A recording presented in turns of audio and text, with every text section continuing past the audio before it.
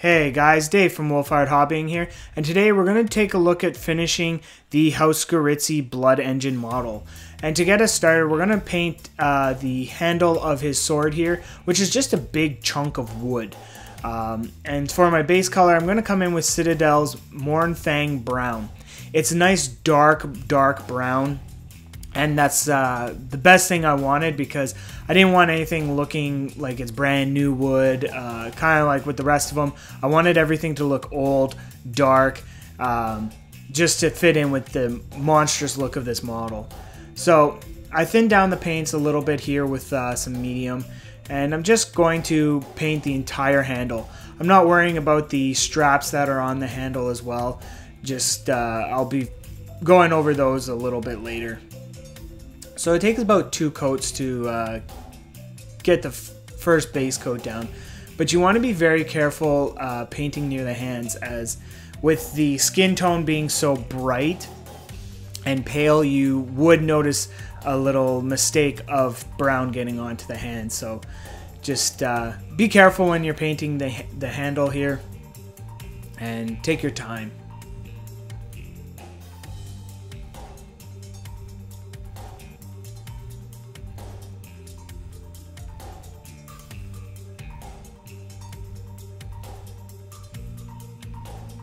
And again here, not worrying too much about those straps, as we will be going over them a little later.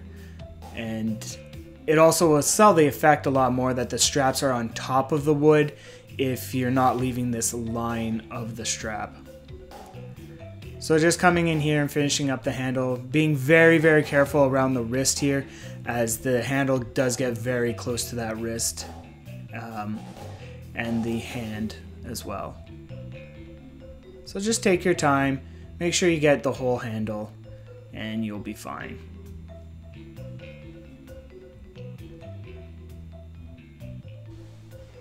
And that's it for the base color of the handle. It does take me 2 coats to get a nice good coverage over the handle. So we're just going to let this sit and dry for a couple minutes, and then we're going to come into our next step. So with it dry, we're going to come in and we're going to give it a nice heavy wash of Agrax Earthshade, just to darken up that brown even more. Again, I don't want it to look too fresh, too brand new, as well as the wash will get into all the crevices and make those splits in the wood stand out a lot more as well. So again, like with just the brown, be careful. You don't want to put on too heavy of a wash. You don't want it dripping down into the hand. You want it to look nice and smooth. So you can thin it down with a little bit of water and do multiple coats if you want, or just being very careful, you can do 1 big coat. And again, not worrying about those straps as they are kind of in the way anyways, so just cover them and set it aside, and we're going to let that wash dry and start our highlights. And with that done, we're going to come in with XV88. This is a very big jump in highlights. You could work up the highlights if you want. Again, I just want to get this guy on the table and start slaughtering other people with it, so I'm not too worried about the highlight being too bright. You could also come in after the highlighting phase and put Agrax Earthshade down just to darken all those browns together as well. But that's all personal preference. So all I'm doing here, sorry my hand is in the way, but all I'm doing is just edge highlighting just the top of the handle. Just catching some of those raised surfaces. Not doing too much work on this. Again, just want a good tabletop standard. Get them on there and get this guy finished.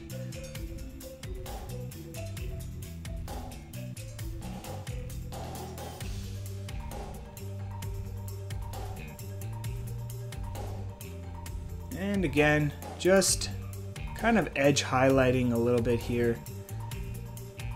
Again, using thin down paints so that you can control how much paint is going onto the handles, because you don't want it to jump too bright too quickly. So with the thin down paint, you can kind of gradually get it up there.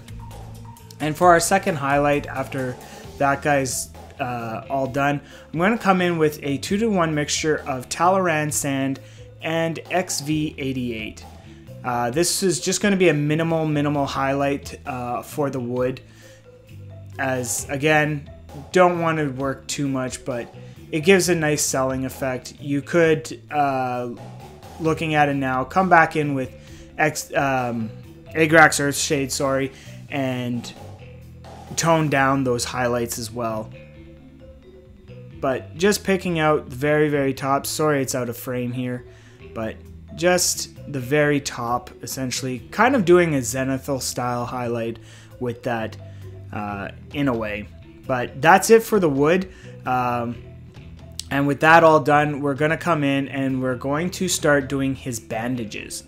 My choice here is I'm going with a leather look to the bandages as well as the belt, because I don't feel like standard gauze style bandages would really hold any of this guy together. So you could go with a gauze style. I'm going more with a leather look. So to get us started with all of our leather is XV88, and just applying a nice thin coat over all of the bandages. This will take probably 2 coats to get a good coverage, but again, you want to work with thinner paint and put more layers on than work with a heavy thick paint and lose some of your details. Especially with these bandages, the paint could pool into the separation of all the bandages and you'll lose that effect. It'll look like he was just wearing a big backpack or something. So, and just make sure you get all of the bandages. I do also use this color to do all of his little stitching, but it doesn't really show up that well on the camera. So again, you can do the stitching any color you really want, but I'm going to go with kind of a narrative idea behind it, that, you know, your standard needle and thread wouldn't work on this guy as he's moving around, he's lumbering. So you go with more of a leather, and it'll hold them together a lot stronger. So as you can see, I did the belt and some of the stitching on that arm that's attached by the belts. So now we're going to come in with our Agrax Earthshade again, and we're going to thin this one down, as I don't want it to get all over the place, especially because the bandages are up by his head, around a lot of that stitching in his chest. So thin it down, and just so that it pools in the cracks and gives you that separation, and because you don't want it to color too much, because the way I highlight this leather, as you're going to see in a couple minutes here, is a lot different than the way I usually highlight the leathers on the belt and all that for, say, the Skorza Skirmisher. So as you can see, it's very thin, it's just pooling up in those recesses, and with the belt you want to be very careful, just like up near the face. I don't want this pooling off to the skin. If you're going with a dirtier look for the skin, then by all means you could, it might sell the effect, but I wanted the skin to be very smooth looking and relatively fresh, I guess you could say, but it's all personal preference what you want to do. So just being very careful to make sure we hit all the leather. So with the belts, I don't show how I'm going to highlight the belts, as I've done that with the Skorza Skirmisher. So next we're going to go on to highlight the bandages, and I come in with a mixture of 2-to-1 Talaran Sand and Administratum Gray.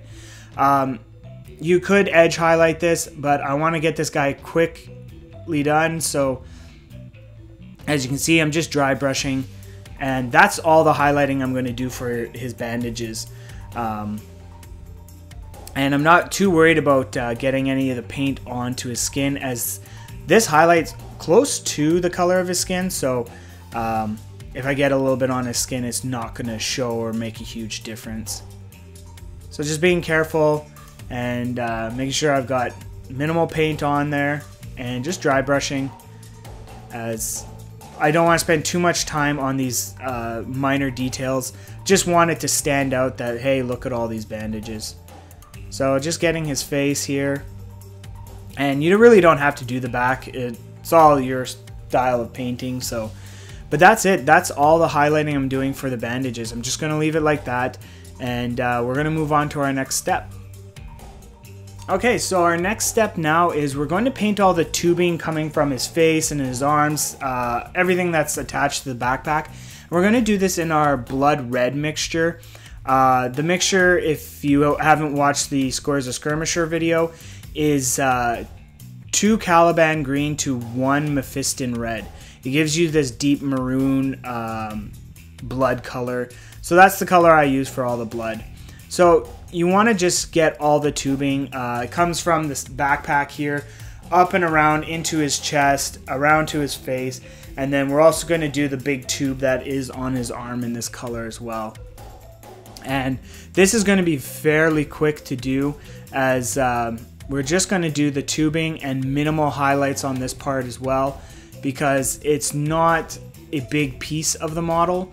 So we just want to show that, hey, blood's flowing through these tubes, and his lore is that the blood is what feeds him, so we want to portray that on the tabletop as well. So with that done, we're going to come in with straight Mephiston red. This again is going to be very minimal highlight, just going to essentially where the tubing bends on the body is where you want to put this highlight down.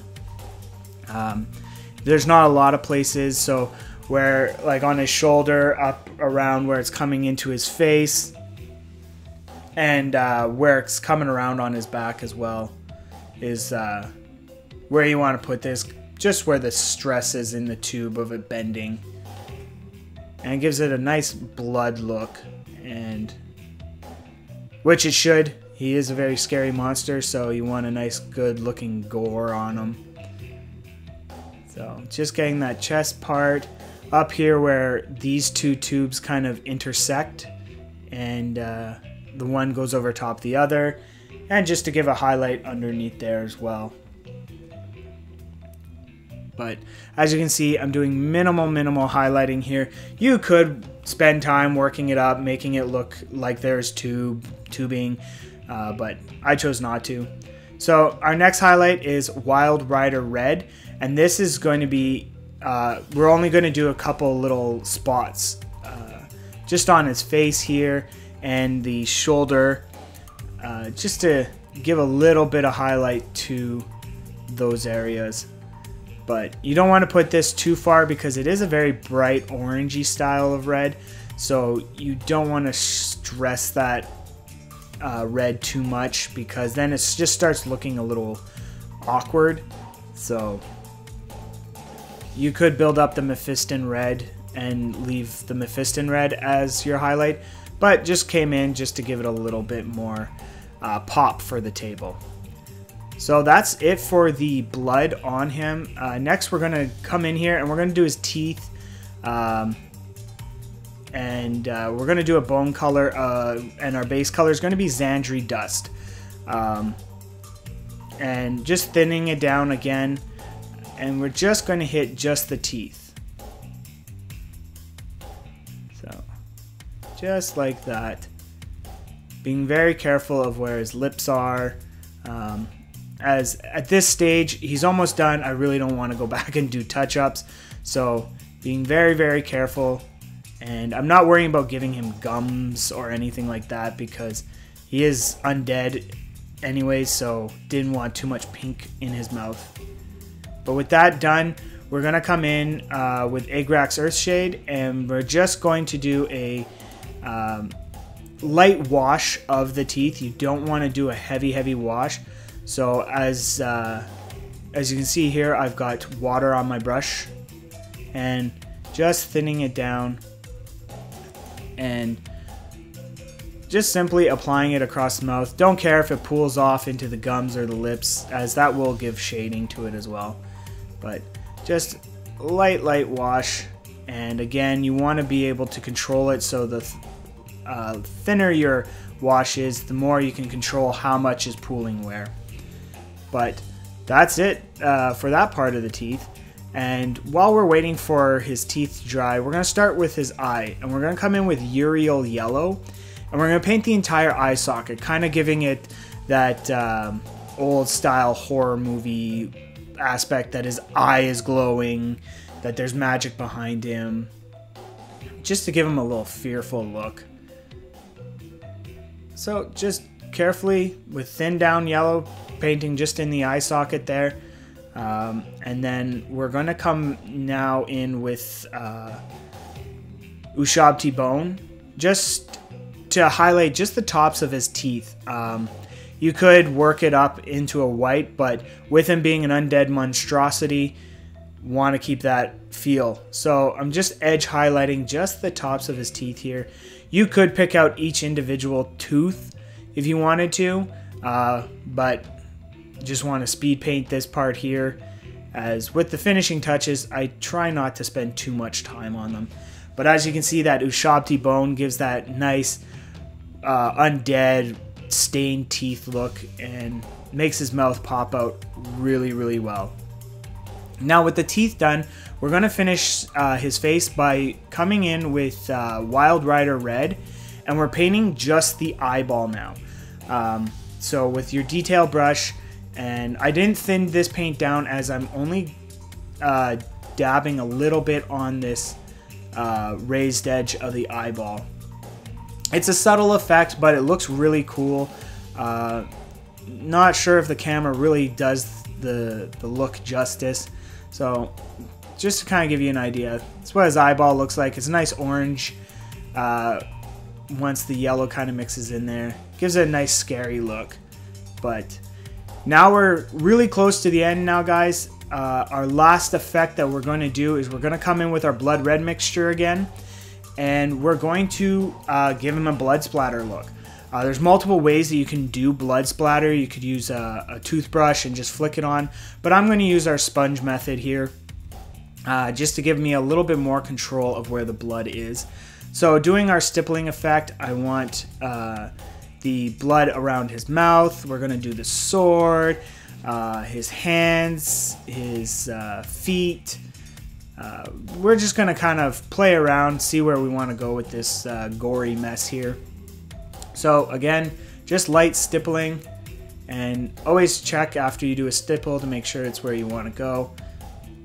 And as you can see, very gory, very bloody. I'm not going to come in and do a highlight stippling on this, as I want the blood to look old and dried and just really gross. So just gently stippling here, and making sure I get the edge as well. And you take this effect as far as you want to go, guys. You can even put it on his base if you want, but this part is all personal preference on how far and how gory you want it to look. So just hitting his hands here, make it look like this guy loves to be in combat and loves to just murder his enemies. So getting his hand here as well. You could put somebody under his base with that. And hitting his bandages. Make sure you hit his bandages. It's a really cool effect. It looks like he's really gory mess. But that's it, guys. I am going to do the painting of the straps on his sword, but I'm just going to do that in the same way I've done the leather before with the Skorza Skirmisher. So if you haven't seen those vids, as I do reference them a lot, please go back and check out the playlist for the Skorza Skirmisher. So all that's left now is to put him on his base here, which I have prepared. And just to give you guys a quick look, that's essentially what he's going to look like. That hand's going to be down once I drill the hole for his pin there. But that's it. That's the Blood Engine, guys. Thanks for watching. If you like this series, please check out my Skorza Skirmisher one, and I will be doing more in the future. Please comment if you'd like me to paint something specific. If I have it in my collection, I will get to it right away. Follow me on Facebook, guys. Subscribe, like, and thanks again for watching the video. Have a great day, guys.